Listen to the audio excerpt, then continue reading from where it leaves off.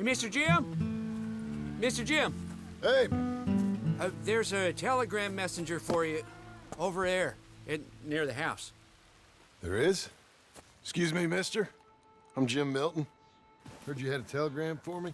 Yes, here. Sign there. Thank you.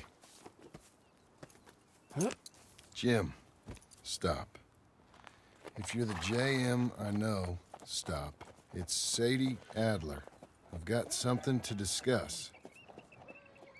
Pay good. Meet me in Saloon in Valentine. I'm there most days. Stop. Sadie Adler. I'll be damned.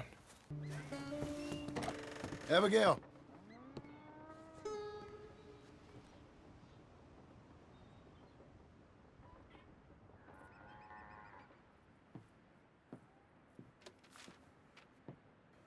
Darling John, a kind lady in the village helped me write this. She had men problems of her own, but that's a different story. Listen, I've begged you, but it don't seem to make much difference. I've tried everything I know to make you grow up. And you know I love you, but loving you means I can't watch you do this. Time after time, we've had to run because of your behavior and your decisions. We got a son. I got a son. And I love our son enough that I can't have him around while you're like this. I had so many dreams, John. I hoped you would change. We all saw what happened to them that didn't, but you... Part of you is hell-bent on ending up the same way. And I love you too much to watch that no more. Abigail.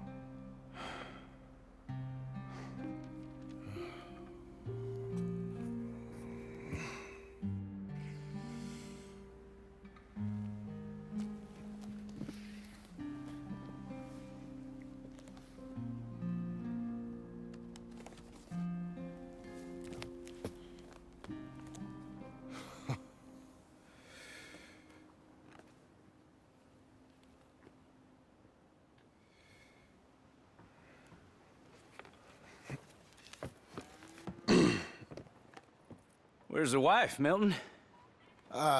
She's out? I saw her leaving with the boy and the bags. What's going on? You married, Mr. Dickens? No. That don't surprise me. What'd she do? Catch you with a showgirl? Or hear about you shooting more fellas over by Strawberry? Just who are you, Jim Milton? I'm a family man.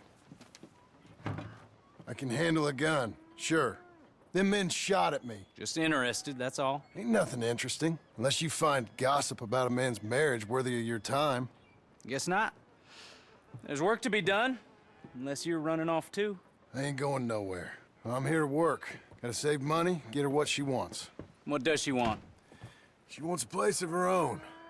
Said she found a plot up at Beecher's Hope. You? A rancher? You'll starve. Probably. Keep yourself busy. Take your mind off it.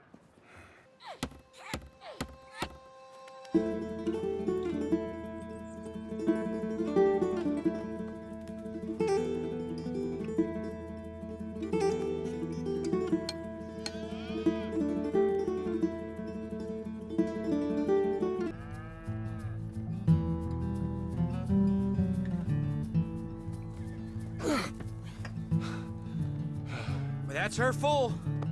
Hey, you know, I was wrong about you. Turned into a fine worker, Jim Milton. Oh, thank you. Means a lot. Hey, you think I could speak with Mr. Geddes? See if maybe he's open to offering me some guidance? I'm sure he'd be happy to hear you speak, at least. Thank you, Mr. Dickens.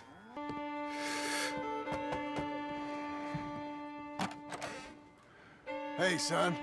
How's that bull? Fine, Mr. Milton. Your father in? Could I have a word?